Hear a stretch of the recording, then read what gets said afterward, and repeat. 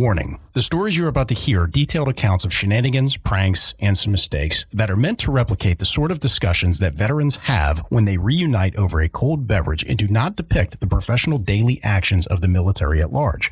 We hope to make you laugh, but not to disrespect our proud men and women in uniform. Listener discretion is advised.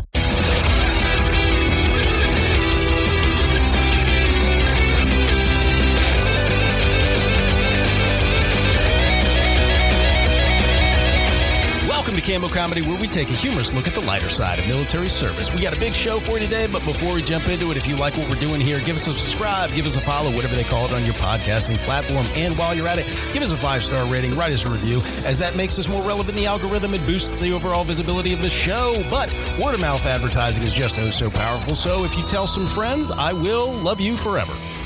Okay, let's jump into the show. I am your host, Aaron Wolf. Just as a friendly reminder to the audience, we put out a new show every single Monday, so make sure you give the notification bell a nice tap so you don't miss a show. Give it a nice tap. Also, as a friendly reminder, we are doing laughter therapy here on this show. We got a lot of military members that struggle with everyday life after military service, and there's nothing quite like sharing a laugh and remembering the good times. Hey, before we jump into today's show, I just want to take a quick second to tell the audience about our fundraiser. Yeah, so you'll notice the show is ad-free, and that's by design. To keep the flow of the show going, and that way we can also keep outside influences out.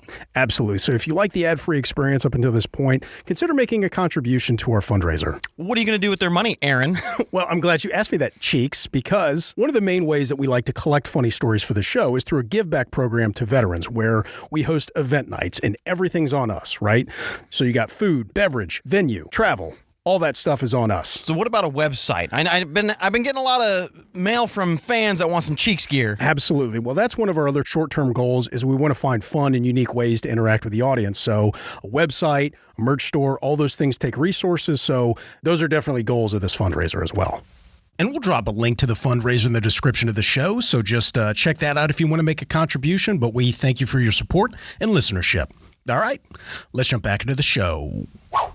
Joining us today is the man who believes, wow, I can see why you got knocked up should be considered a compliment, call sign Footloose. That's amazing. It's high praise. I don't get it. I mean, how could that be taken the wrong way? She was so mad. That is a really big compliment. It really is a compliment. I mean, yeah. I don't know why she didn't like it. Also joining us today is the man who advocates for using your beloved's butt cheeks like a bicycle rack for your face, call sign Cheeks. Isn't that a good visual? Bing, bing. Oh, fuck. So I'm spreading cheeks with my face and... You got to use like your beloved's butt cheeks like a bicycle rack. What bicycle racks are you using? Haven't you ever seen a bicycle rack? Where Apparently you fucking haven't. You put your front wheel in between two bars like this. Just imagine the cheeks are like your bars. You get all your face is the wheel. Oh, I was thinking a bicycle rack like for the back of a car. Oh, bicycle rack. I do like to store my things in the trunk. Back door. We're on the same one there. Wait, you and I. Footloose, you and I right here, man. We're connected cerebrally. We're docked. Yeah. Like a bicycle rack. Do the thing. Say it. Why are you guys pointing at me? Say the word. Say. So remember, folks, just like a bicycle rack, spread cheeks, not hate. Fucking A. Are you guys ready for my first story? Oh, yeah. Let's get it. All right. So this story is going back to the 1980s. This is an Army story, and we have ourselves an Army warrant officer, chief warrant officer. So there was some kind of an event that was going on in this small Army post, right? And they had a beer trailer that needed to be kept safe. So for whatever reason, they decided that they would put it in the bay of the motor pools, right? With around all of the mechanics. Right? What could go wrong? Yeah.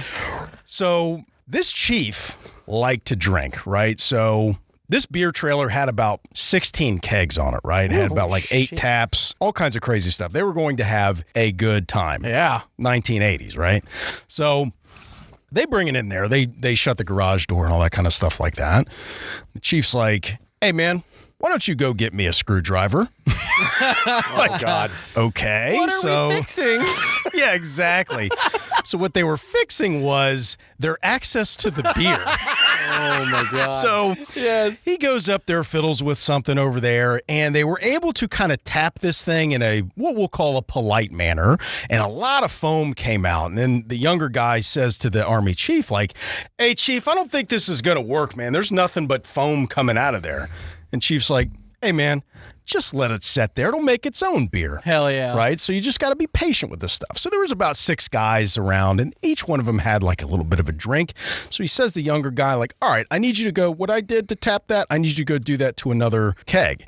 The younger guy looks at the chief and says, hey, Chief, there's still plenty of beer in there. And he's just like, hey, man, you got to spread it out a little bit like that. You don't want to empty one. Like, you know how obvious that'll be if you empty one keg of this thing? So he's like, ooh, okay. This guy's done this before. I see what you're doing. Yeah.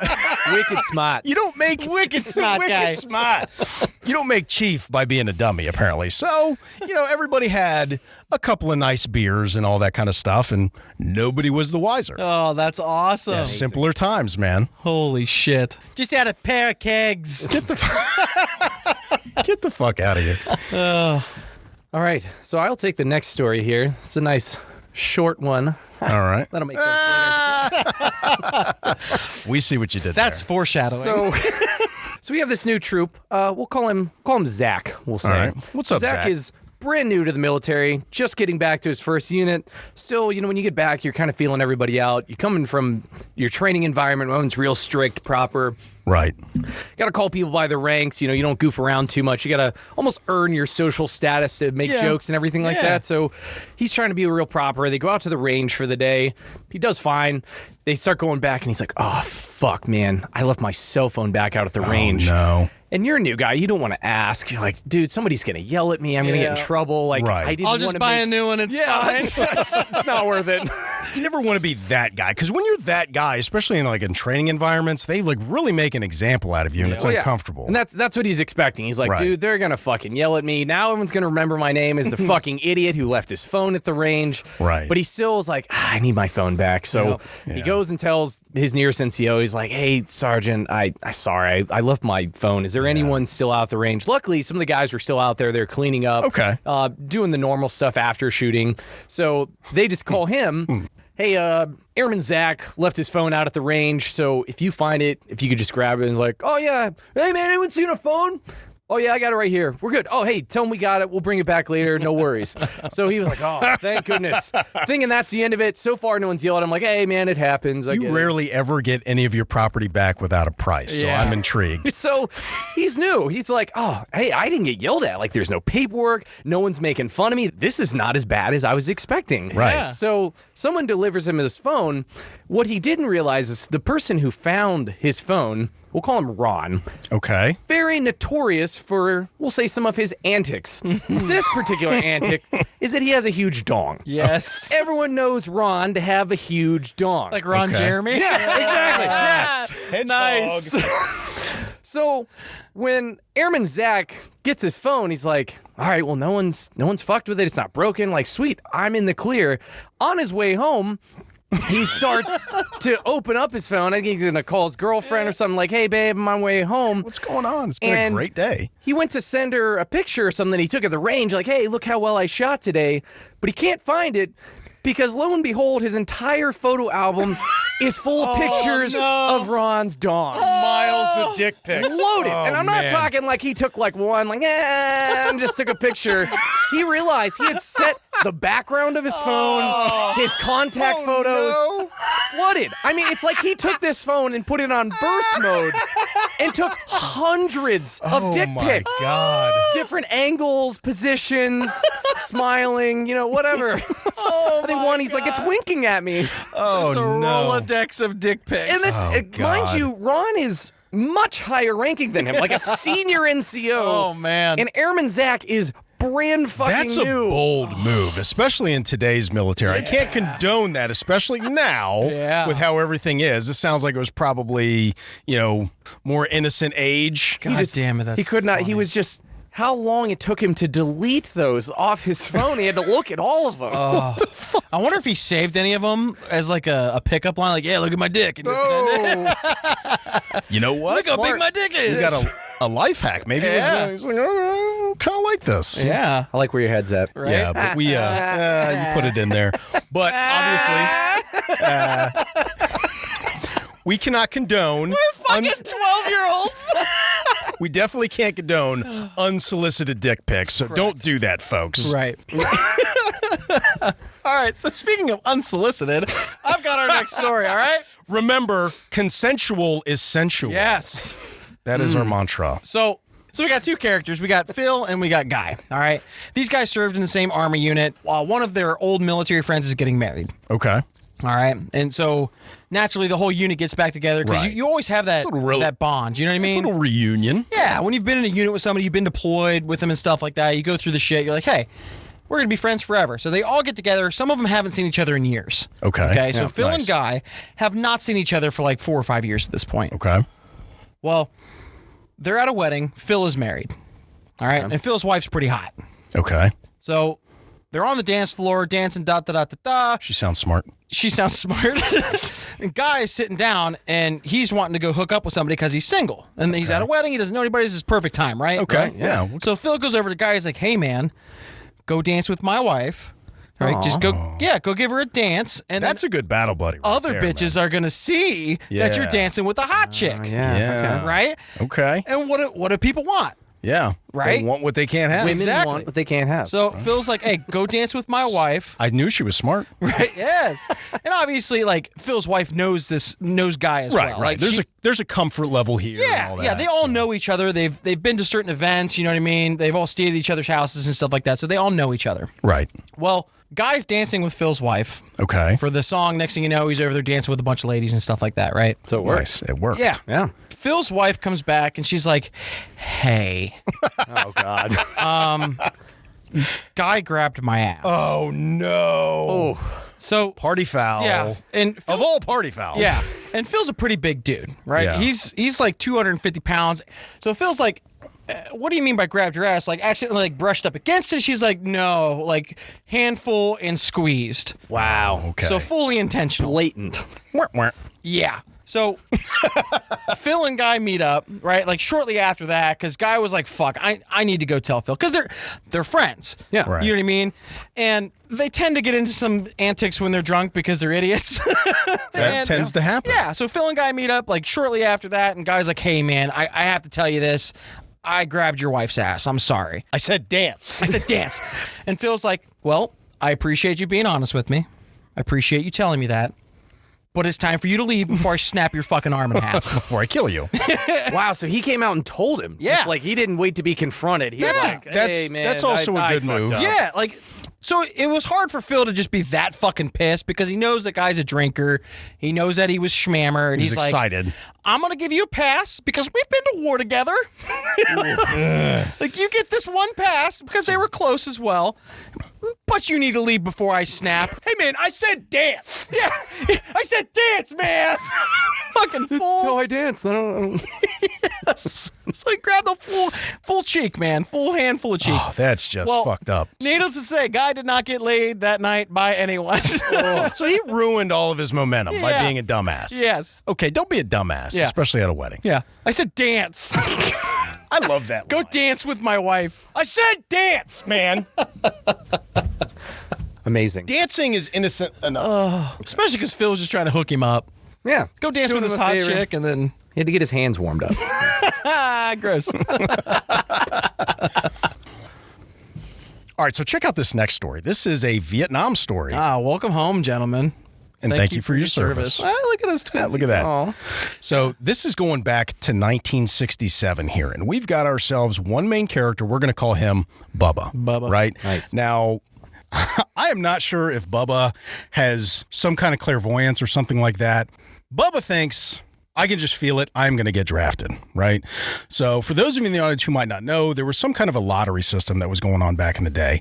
And there was different criteria for this. Like, I'm sure they would look at different age brackets, and then they would look at your birth date month and then start drawing names. So Bubba considered, my number's got to be up. So he marches himself down to the Army recruiter and says, hey, I am here to volunteer for the draft. Okay. And the Army recruiter looks at him and was like, do you mean you want to enlist?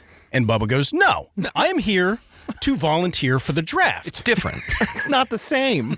Well, I'm volunteering for you to force me to go.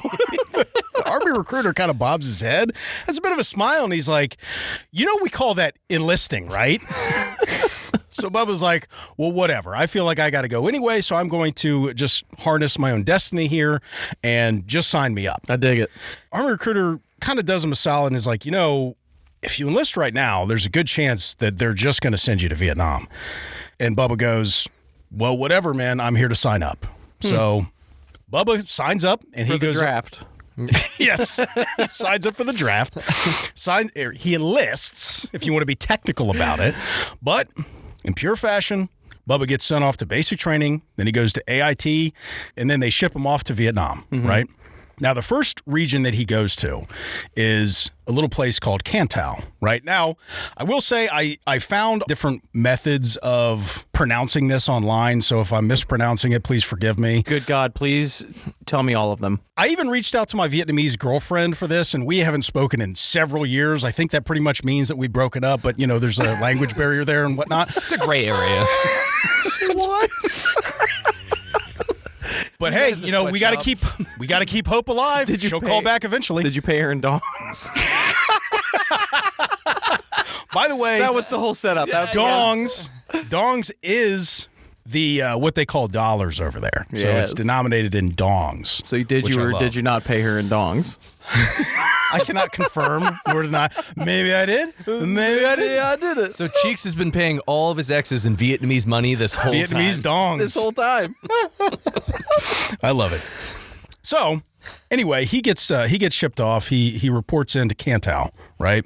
And he does a few missions there. He's there for a couple of months, and then he gets shipped, several miles away to My Tho, right? And then he's doing missions there. One day he gets back from a mission. One of his supervisors comes up to him and says, "Hey, Bubba, you need to go see the lieutenant colonel." Bubba reports in. Lieutenant colonel says, "Hey, I'm very sorry to inform you this, but your dad just passed away, so we're going to send you home on some emergency leave." Now, this part is not funny, No, right? that's not a funny joke at all. So it's important to point out here that Bubba's records are all back in Can Tho, right? And the lieutenant colonel's taking care of his younger troop, and he says, "You're on the next flight out of here." Yeah. So he does this temporary order, just kind of gives him this sheet of paper that verifies what he's doing. It's a handwritten note. Yeah, it's like, let him leave the country. It says orders. He hand wrote it at top, signed LTC. Fuckface. Totally not suspicious, right? I got orders to leave. Get the fuck out of here. It's a hall pass. Fucking Lieutenant Colonel writes him a hall pass. It's an oversized eraser. So old Bubba, he gets on the next flight out of there, and he gets home, right? So he gets home. On his own handwritten hall pass. Yes, on his hall pass, takes care of his family, and it turns out, this loss and this death in the family hit his family relatively hard. Bubba's advised that he should file for a hardship separation, right? Yeah. So Bubba files. Immediately denied. What? They're like, no, we saw the hall You're not pass, getting out." motherfucker. You're not getting another one on us. So Bubba then gets advised that he can file for a compassionate reassignment. I also want to point out, so when Bubba's sent home, he's able to report into this local little post in his home state that's kind of close to his mom. Okay. But this is a reserve post that doesn't really have a lot of functionality. Yeah. Nobody stays on it. It doesn't have a lot of functionality, but he's able to just communicate back and forth with Vietnam from there, right? So, cool. So he files for this compassionate reassignment, and they send him a couple of states away to Fort Knox. They actually approved the compassionate reassignment, right? So Bubba's like, okay, well, off I go. He goes to report. So he went from Vietnam to home state close to home, and then they reassigned him somewhere further? Yes. Yeah. So Yeah, Fort Knox, but right down the here's, street. here's the thing. It gets way worse. He goes to report in. And because none of his records have made it back to him or anything, and they're back in Can Tho, he gets jacked up at the fucking main gate. They're like, "This looks like a bullshit letter. What the fuck are you talking about, This kid?" handwritten hall pass. Right, this handwritten hall pass. They're like, "What the fuck are you doing?" So anyway, the MPs at the main gate, they jack him up. They check into his story. Story eventually checks out, so they let him on base. And it turns out that they got Bubba. He's he's cleaned up like rifle ranges and stuff like that. Spends a couple of days there, and he's just like, look, man, this is 1967, so it's not like you're coming home and you're getting on Zoom with your mom, or you're not going to like text or any of that kind of stuff. Yeah, you're on landline. A couple states away, like you're still not really able to help out all that much. So he's just really like, do you any good? Yeah, he's like, this isn't doing me any good. I'm not doing my mom any good. I'm not even doing the Army any good. And that's back when like long distance calls cost a lot of fucking money. It was a fucking big deal. Yeah. It was a big deal to call long distance. Calling outside your area code. Yeah, this guy's just a private. So Bubba does the unthinkable. He goes up to his boss and he's like, hey, just send me back to Vietnam. Oh my God. Like, I don't know what the fuck I'm doing here. Yeah. Like to volunteer for the draft again. So Bubba had said that he struck kind of a balance to where he was in Metau. You know, he got a lay of the land. He, it seemed like the locals were pretty friendly. Getting plenty of dong. Getting paid a lot of dongs. So that's why he wanted to go back then. He had a little Vietnamese girlfriend. That could be. No, that's not could be. So Just like Aaron. Yeah, he had, he was feeling pretty good about the setup there. So he's just like, look, man, if I'm gonna be away from my mom, if I'm gonna be away from my family, I'm gonna be fucking some Vietnamese chicks. Nice. Paying him in dong. I'm gonna be knee deep in dong. So. Oh shit! So just gonna keep riding this dong train, if you will. Oh yeah. So back in the day, if you're volunteering to go to Vietnam, they're just like, fuck it, whatever, man. Yeah. We're shipping you. So Bubba goes back to Metau. And he checks in there. That same lieutenant colonel that sent him back home on emergency leave, he bumps right into the guy. Of course, he after getting jacked up at the main gate with a bullshit note and story and all that kind of stuff. So the lieutenant colonel takes one look at Bubba. He's like, Bubba, what the fuck, man? Last I heard about you, you were getting compassionately reassigned to Fort Knox, Kentucky. Yeah.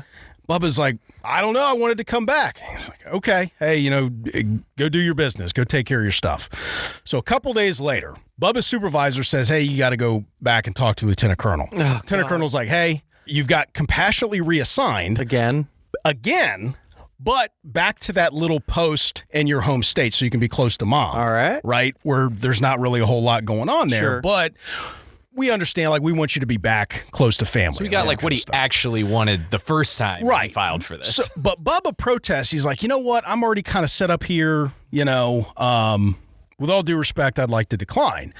Lieutenant Colonel's like, all right, soldier, I've got my orders. You're on the next plane out of here. Like, you're going home. Like, you've been compassionately reassigned, right? Okay, fair enough. Bubba's not one to fight with the Lieutenant Colonel, so he heads back home. Reports back into this base, runs into a different lieutenant colonel at this like little postage stamp of a base back home. Hands him his second hall pass on a handwritten note. But yeah, it's important to point out too that his records have never caught up with him wherever he's been, because he's just switched bases all the time. And like if the lieutenant colonel back in Cantal tried to send him back, like Bubba's already gone to the next location, and there's like a daisy chain of this. So anyway, and it's not like you have email. No, it's a lot harder back in the 60s. Mail. It's a lot harder back in the 60s for this stuff to catch up. So Bubba goes back to his own state, right? He runs into this lieutenant colonel that looks at him and is like, what the fuck are you doing here? I thought you got compassionately reassigned to Fort Knox. He's like, I just came in from Vietnam. Like, I don't know what to do.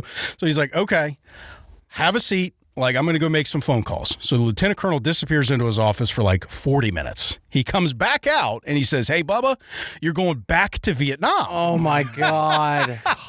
So he's already been back and forth twice. Yes, this will be his third trip back to Vietnam. Tour back to Nam. Right? So he's like, I'm going to go find Min Soo again. Yeah, exactly. He's like, it is what it is. Bubba's like, all right, well, that's what I wanted to stay there in the first place. So, here we go. So Bubba goes back to Metau, reports in, runs back into that same lieutenant colonel. Oh my God. Who's like, I just fucking sent you home, man. What the fuck are you doing back, right? So he explains what happened.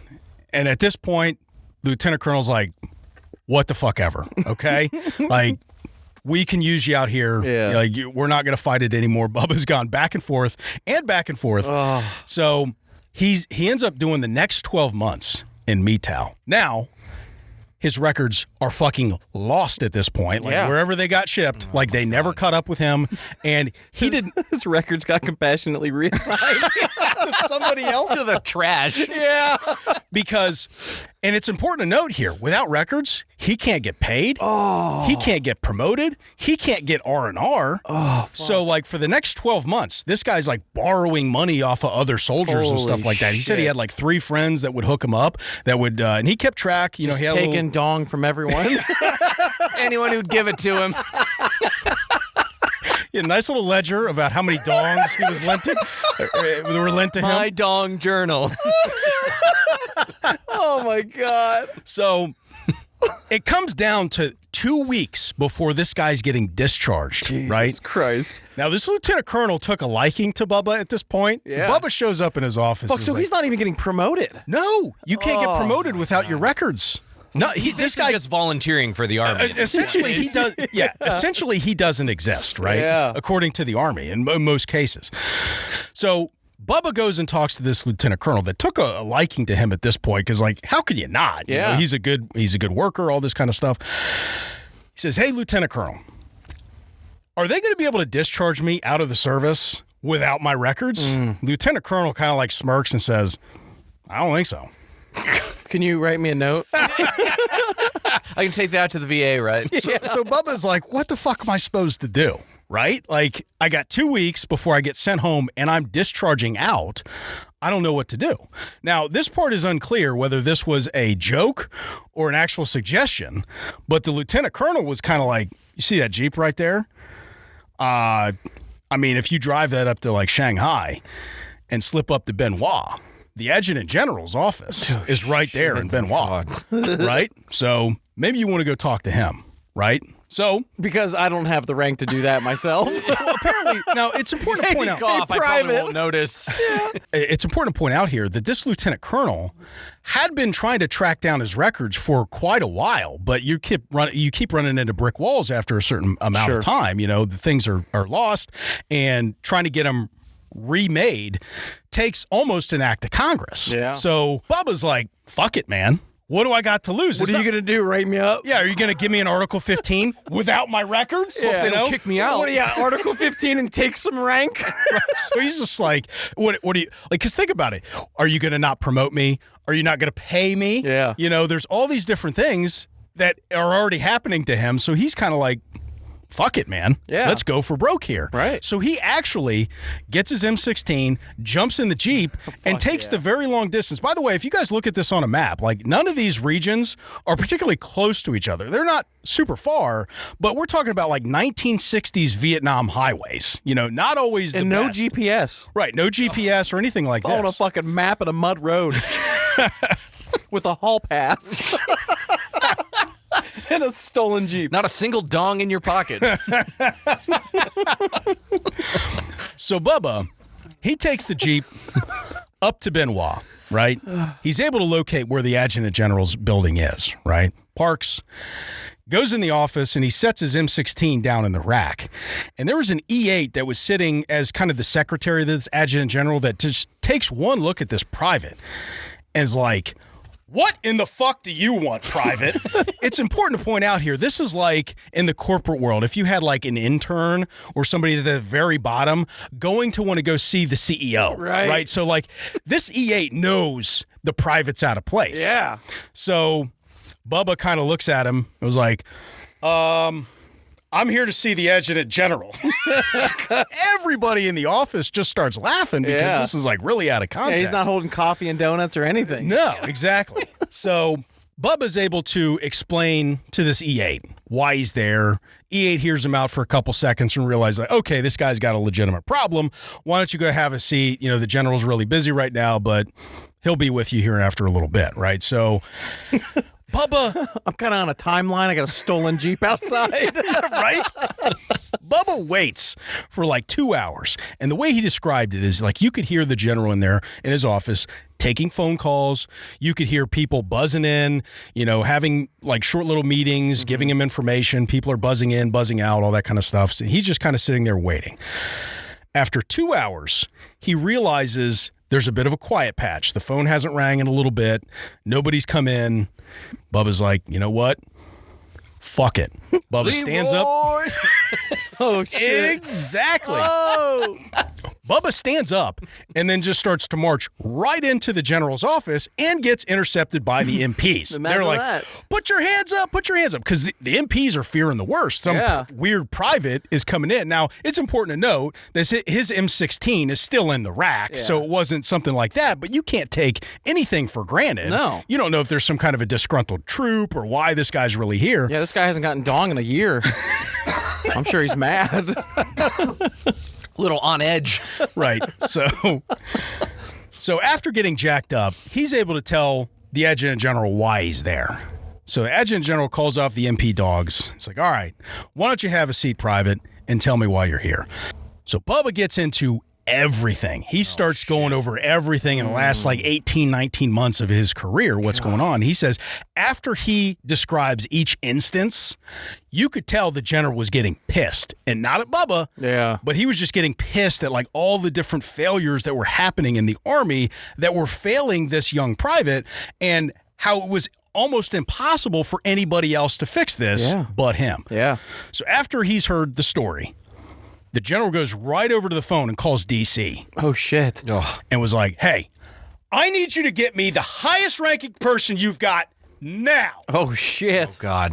And Bubba said he could overhear the guy on the phone who answered, said, well, General, it's 2:30 in the morning right now. General cuts him off. He's like, I don't give a fuck. Just give me somebody now. Oh. Okay. So they were able to rouse a major or something like that gets on the phone. Poor guy. And this,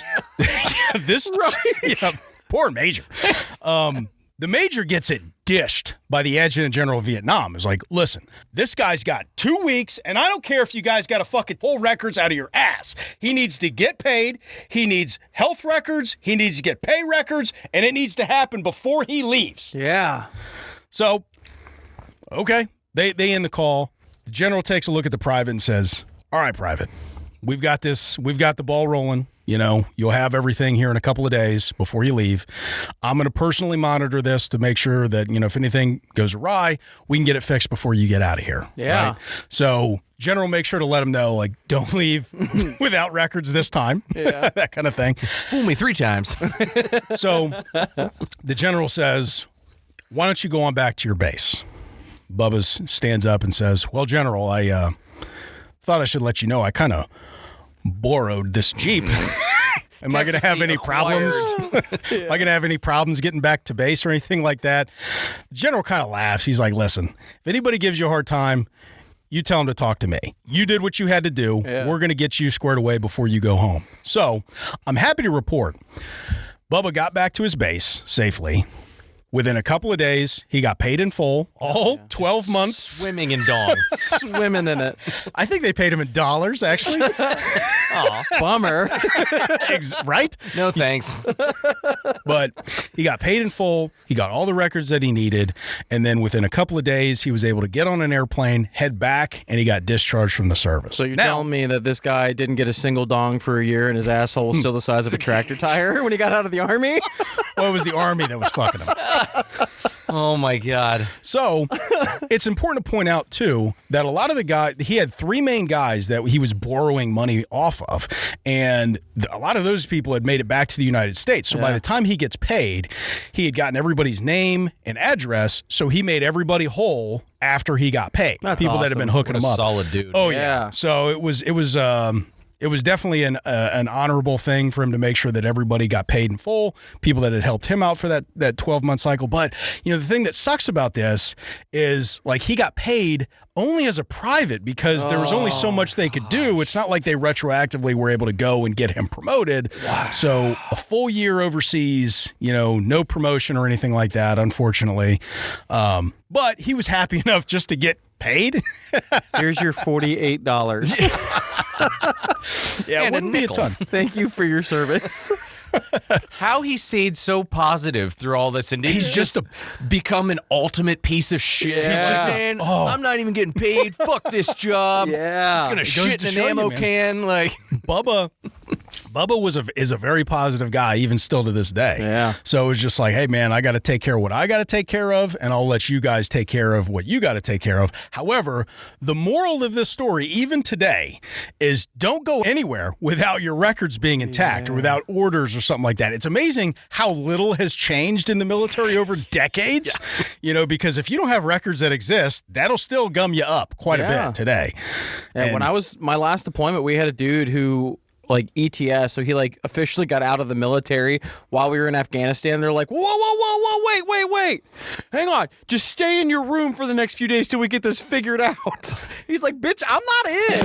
Send me home. Tooling around. They basically forced him to re-enlist for the duration because they fucked up so bad. Good Lord. Oh, that's fucked up. Yeah. I love military.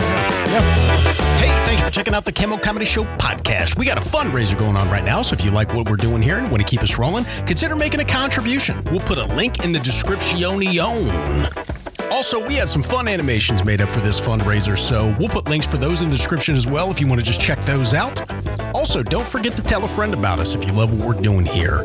Word of mouth advertising is very powerful, and we really appreciate you for helping us out. If you've got any funny military stories of your own or know somebody who does, drop us a voicemail at area code 531-222-6146. Also, we've got an email open. That's stories@cammocomedy.com. That's stories, STORIES, at CAMMOCOMEDY.com. We'll have a lot more fun announcements coming soon, so stay tuned. All right, I'm going to go microwave a croissant. Later.